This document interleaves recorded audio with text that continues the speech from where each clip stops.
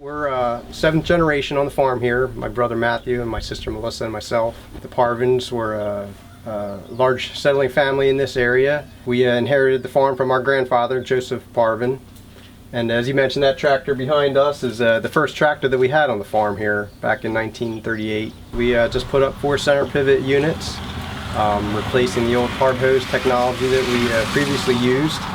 And we accomplished that with some cost share financial assistance from the New Jersey Audubon and the Natural Resource Conservation Service in the Woodstown office. Well, the great thing about pivot irrigation versus a more conventional, we call it hard hose irrigation system, it's a much more precise water application to the ground. It's much more timely.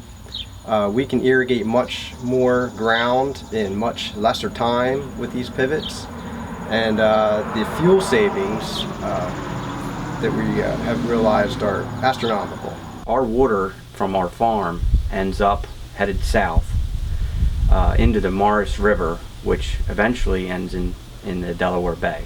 And it's a diesel power unit, and it runs a turbine, a well pump, and in the past, with the hard hose irrigation, we've run the engine at a very high RPMs, about 1500 RPM, 1600 RPMs, and the pump would put out upwards of 130 PSI. And with these new pivot systems, the pump almost can't idle slow enough to put the right amount of pressure out. So it just cut the fuel consumption way down, and we're covering a lot more ground in a lot less time. It's a lot less pressure with the new system. We get to go fishing every now and then now, so it's pretty good.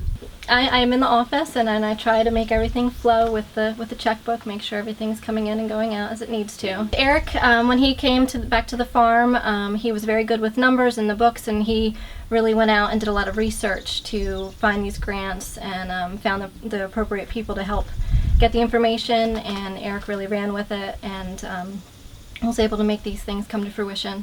The Davises are the first grant that came out of this small grant program, and it's been great.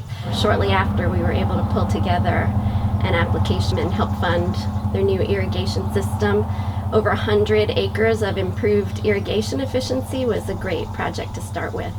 I would love it if Matt and Eric and Melissa would tell their friends about the work that they've done on this property and the different sources of funding that are available, both from New Jersey Audubon, National Fish and Wildlife Foundation, as well as the NRCS funding that's available, because a lot of these practices are things that farmers would really like to do on their farms, but some of them are very expensive. And so to upgrade irrigation or install a riparian buffer, the farmers will, even when they get these grants, they'll invest some of their own resources, but getting help from these various grants can really take some of the burden off of them.